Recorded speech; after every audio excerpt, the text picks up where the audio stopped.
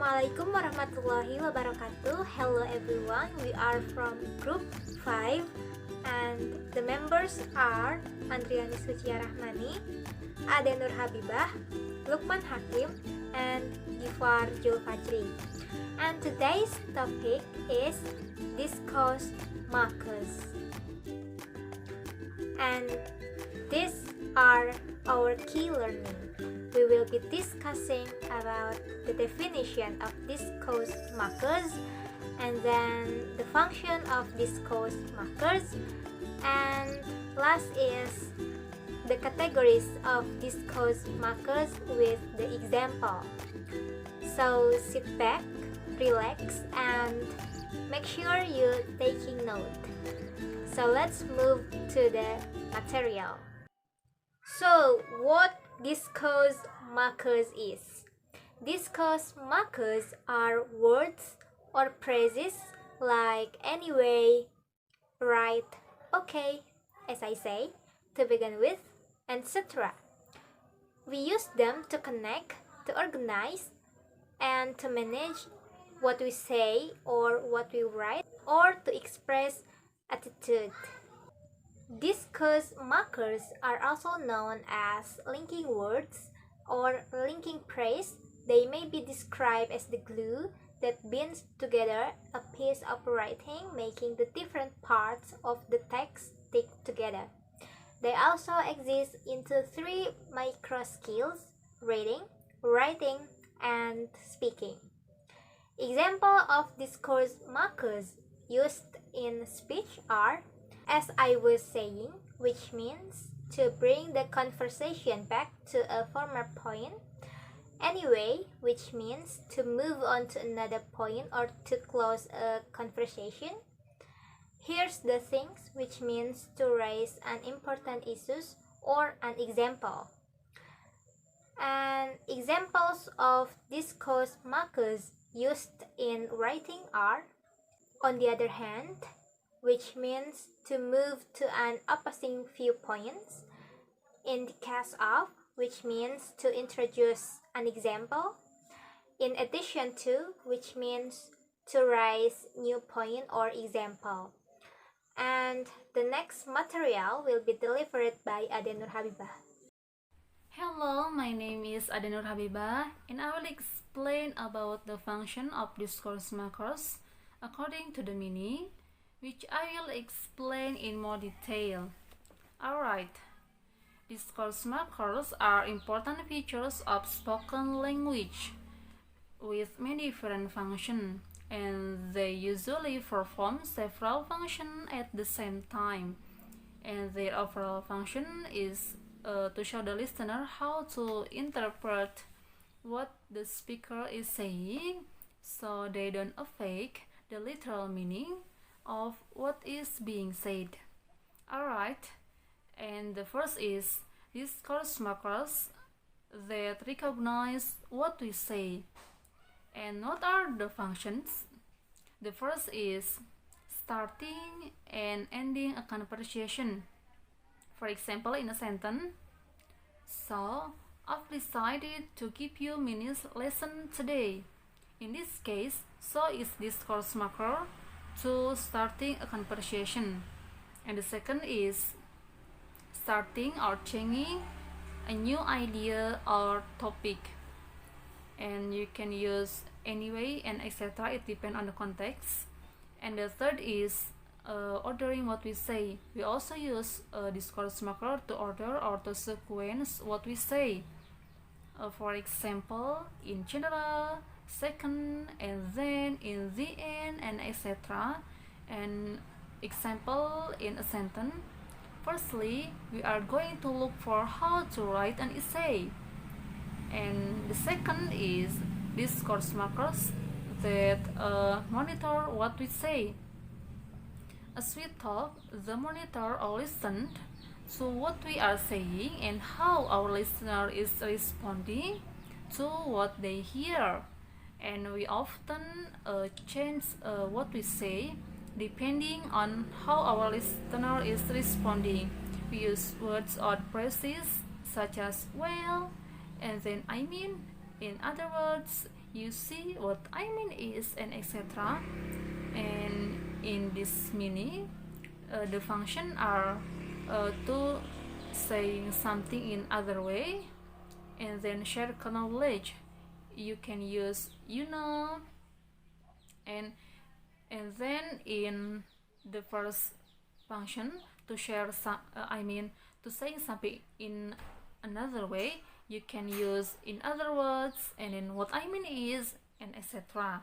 The third is discourse markers as responses.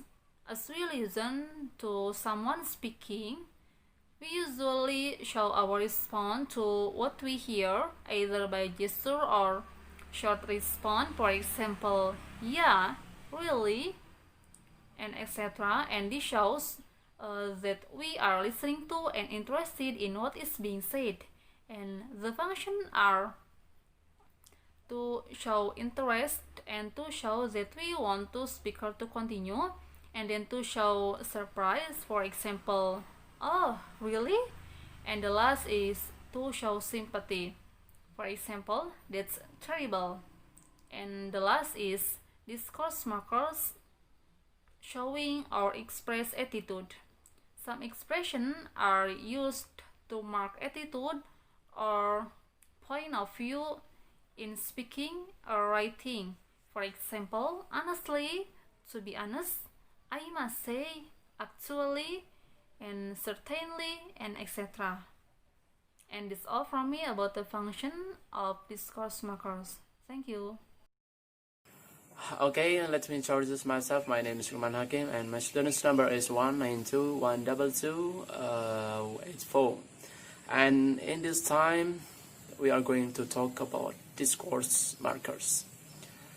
These types of vocabulary that referred to several different ways. Sometimes they are called as signal word, signal phrases, and sometimes they refer to transition. So sometimes they are called as connectives. Sometimes they are called as discourse markers. And I believe that you have already understand what is discourse markers. And in here, with me, we are going to talk about discourse markers, or the types, we can say a list of discourse markers that can be used, especially. Actually, those are 8.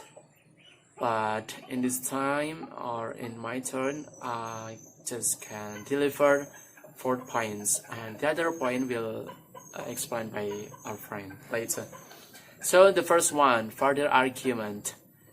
Discourse marker can use in further argument, such as many people believe, or in addition to this, or for example, and as well as, and so on.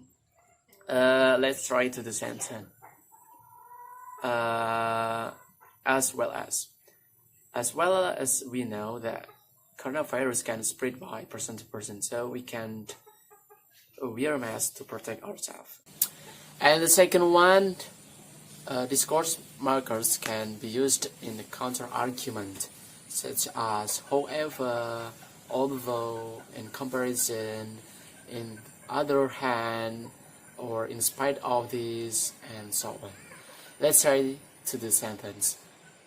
Although we do the online learning, and it's not to be our problem to improve ourselves.